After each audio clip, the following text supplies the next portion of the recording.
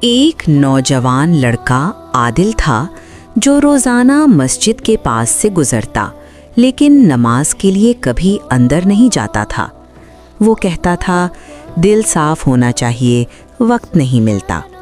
ایک دن بارش میں اس کی موٹر سائیکل خراب ہو گئی۔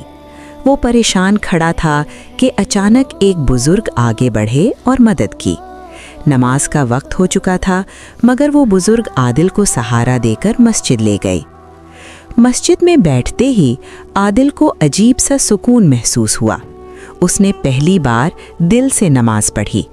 نماز کے بعد اس کی آنکھوں میں آنسو تھے۔